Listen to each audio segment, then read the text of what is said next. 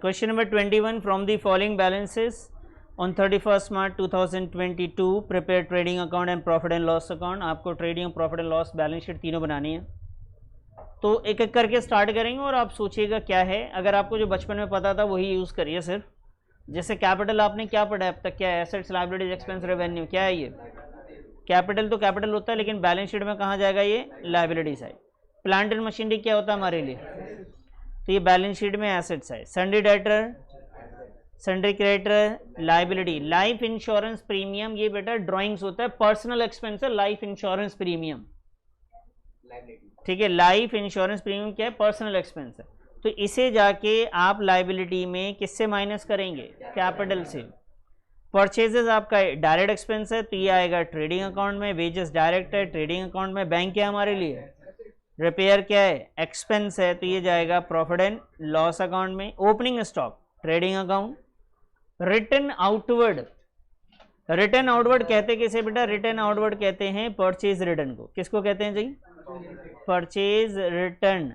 Purchase return जो है, purchase जाता है डायरेक्ट एक्सपेंस में यानी ट्रेडिंग अकाउंट में, उसी में से इसको जाके क्या करना है? माइनस करना। रेंट आपका जो है बेटा ना डेबिट लिखा हुआ ना क्रेडिट लिखा हुआ, तो ये एक्सपेंस है।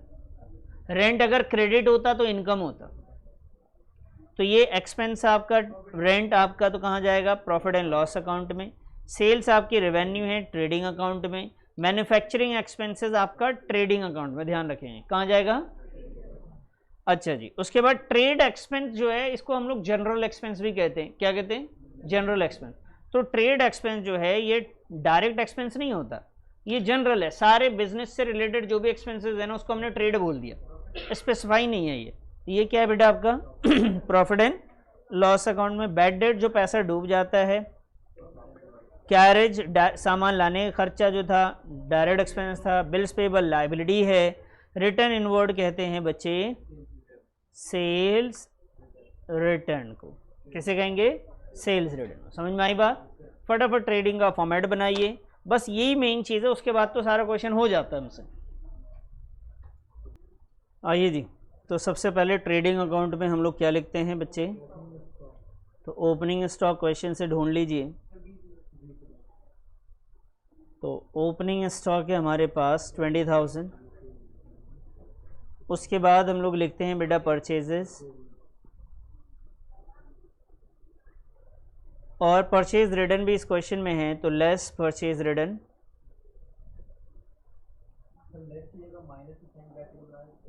हाँ सर, अगर माइनस का साइन भी लगा देंगे तो चल जाएगा सर।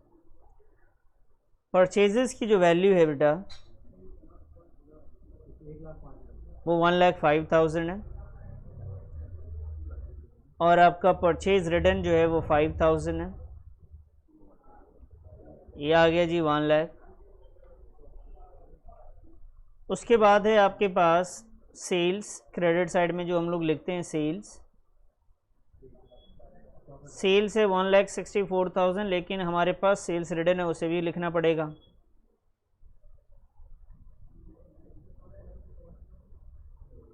सेल्स रिटर्न है यानी रिटर्न इनवर्ड आप कह सकते हैं इसे 4,000, 1,60,000। अच्छा, आपके अगर जैसे क्वेश्चन में, इस क्वेश्चन में देखिए रिटर्न इनवर्ड है, तो आप यहाँ पे भी रिटर्न इनवर्ड ही लिखिए, यहाँ रिटर्न आउटवर्ड लिख सकते हैं। उसके बाद आ जाइए sir closing stock.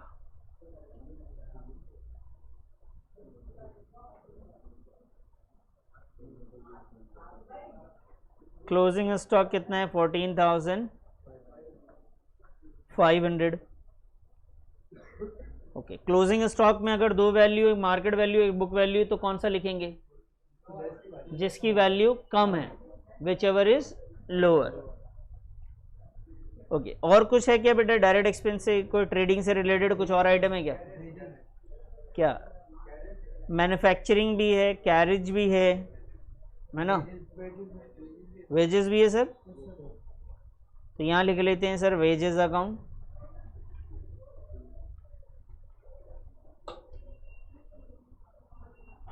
Carriage account,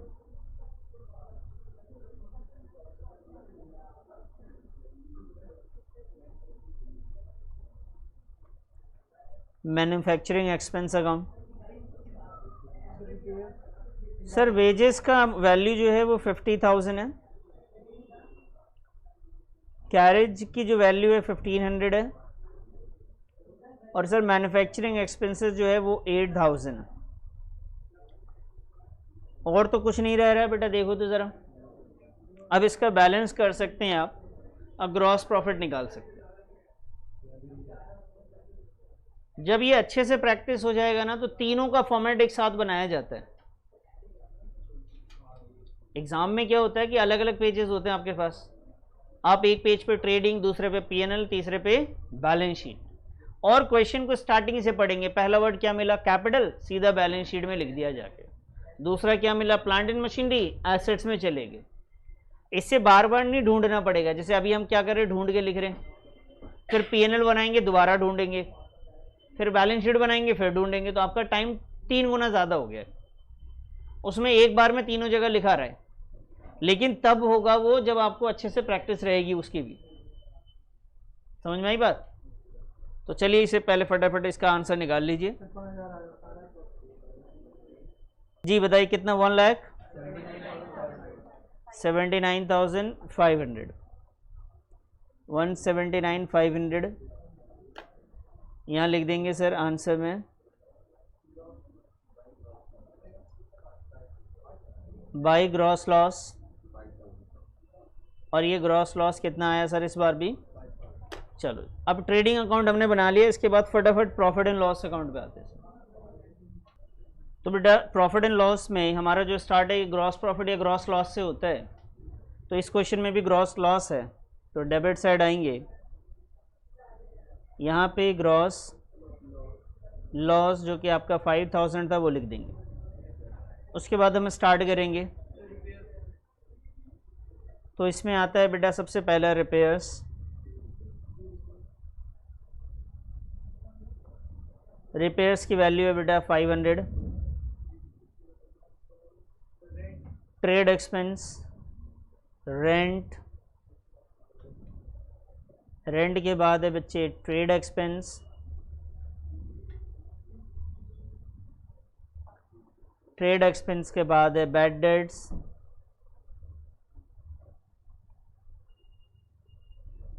rent है हमारे पास 4,000,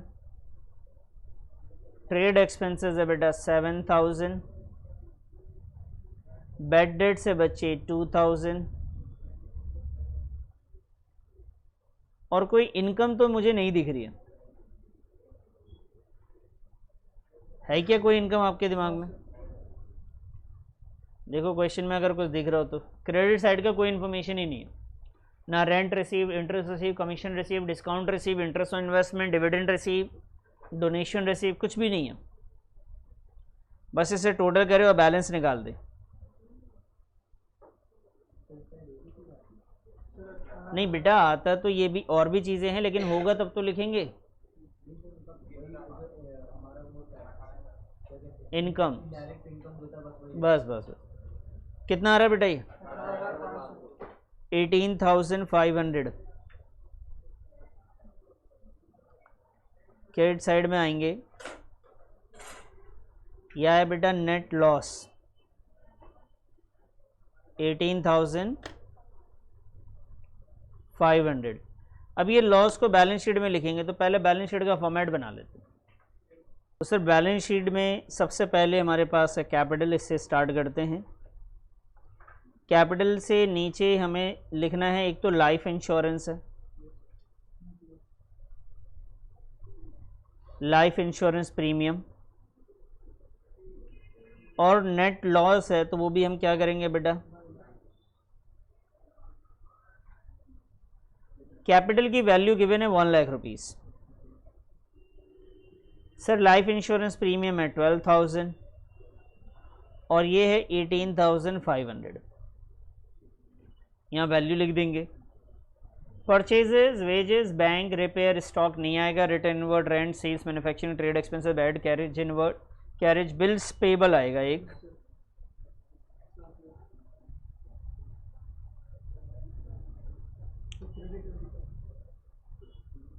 और सन्ड्री क्रेडिटर्स।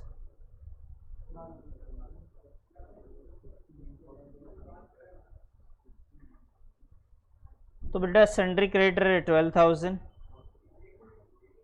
बिल्स पेबल है 7,000, ये कितना है? ये है सर 69,500। एसेट्स की बात करें तो प्लांट एंड मशीनरी है हमारे पास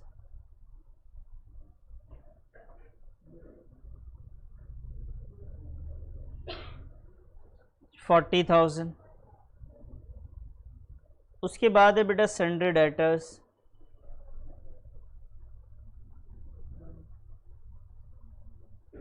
सन्ड्री डेटर्स है बेटा 24,000।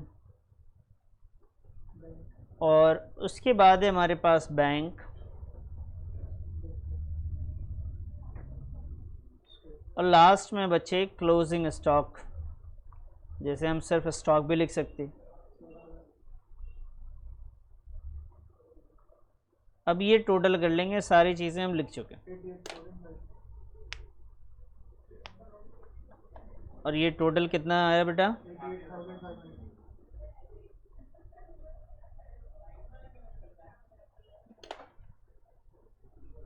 ठीक है जी।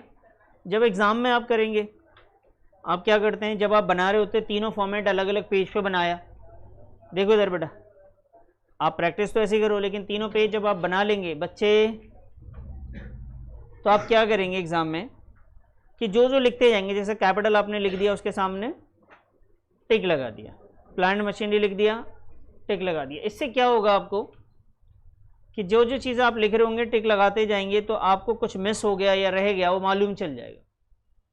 समझ में आई बात? तो तीनों अकाउंट एक साथ बनाएंगे तब वो ज़्यादा बेनिफिट है, लेकिन वो तब बना पाएंगे जब अच्छे से प्रैक्टिस रहे, तो फिर भी ठीक है। नहीं तो आपको पेज का अंदाज़ा नहीं ना अभी कि कॉपी में कितना पार्ट आपका पीएनएल में जाएगा, कितना बैलेंस शीट में जाएगा, अभी तो अंदाज़ा ही नहीं है। या तो सबके लिए अलग अलग एक शीट दीजिए इसमें। आई बात समझ में? यहाँ तक कोई मुश्किल तो लग नहीं है वो।